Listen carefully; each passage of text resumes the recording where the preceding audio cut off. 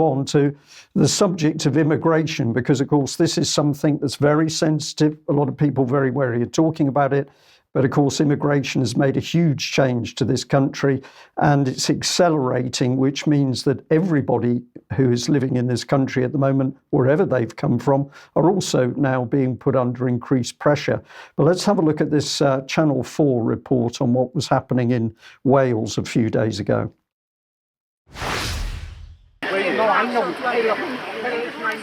Things were tense outside Stradey Park Hotel, even before the decision from the High Court. At issue, whether instead of tourists and wedding parties, the hotel can house asylum seekers before they're moved elsewhere.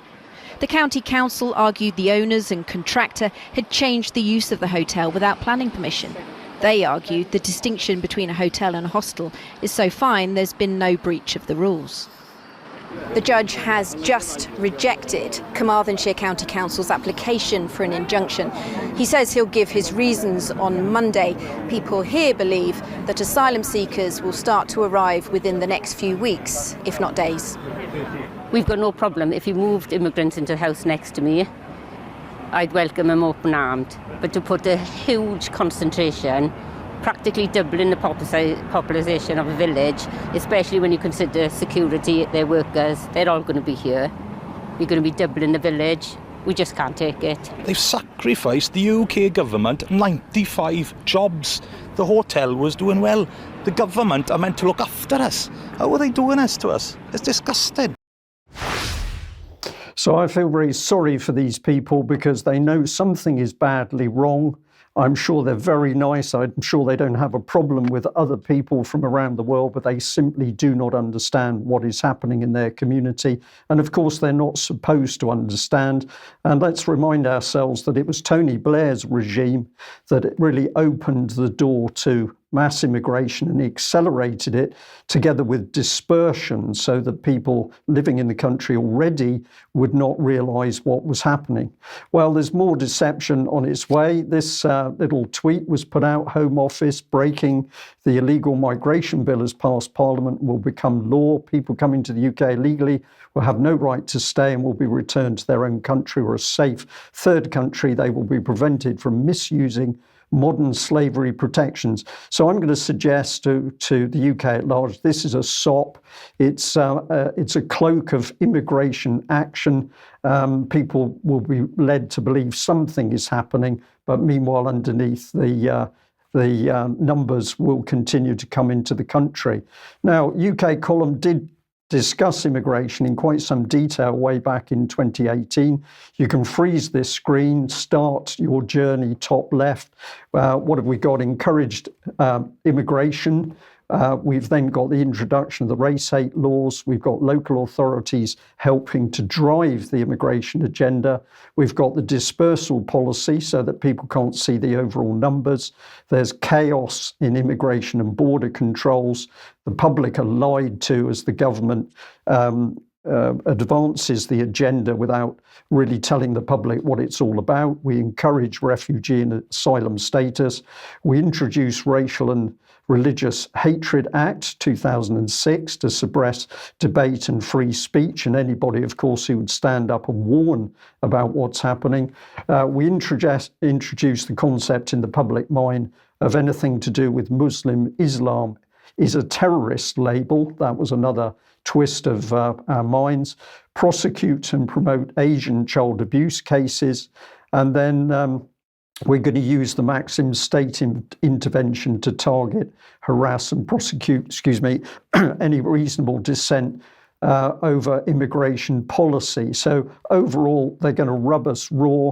Why should we be very suspicious about what was going on? Because if we go back to the UN Special Representative on Migration, he's no longer alive, but this was his classic quote, Peter Sutherland: the EU should be doing its best to encourage mass migration to undermine the homogeneity of European countries. So the aim of that migration is to break down the nation state and that is to allow the globalist agenda to increase.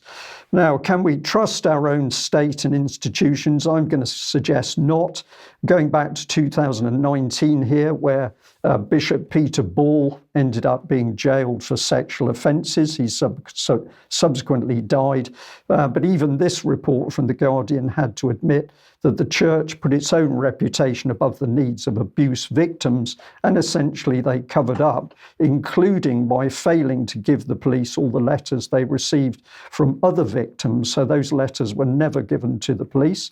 And if I give you another example of this sort of thing happening, here's BBC reporting, and we're up to date now. This is the Daniel Morgan murder, the investigator who was found with an axe in his head. Never been fully investigated. The murderer still at large. And why? Because the Met repeatedly covered up what was happening. But look at this report from The Guardian here by Martin Kettle. What happened at the BBC and the Met? Police shows the perils of groupthink. Now, I can't go into too much of the detail here, but basically, he's starting to say that the Metropolitan Police Service covered up its failings. Some of the officers were corrupt, but the rest of it was all a little bit of muddle. And if we go on to another part here, it says, yet the BBC and the Met are not bad apples, as police chiefs like to call corrupt cops. So I'm going to say this man's got a real problem, because he describes what is clearly corruption and cover-up, but then he starts to try and tell his audience that it's a self-defense reflex within these large organizations, and it's a form of groupthink.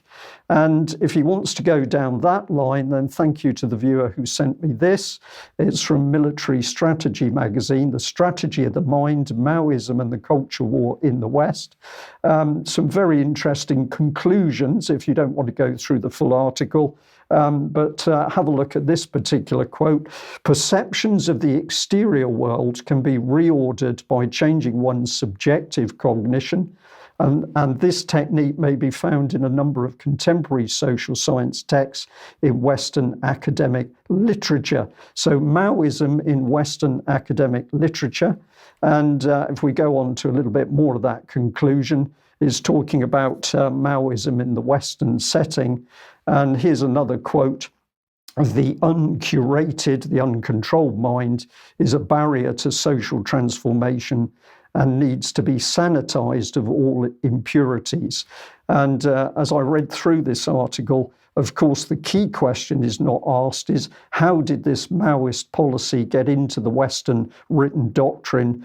Where did it come from? What individuals put it forward as policy for the West? And on that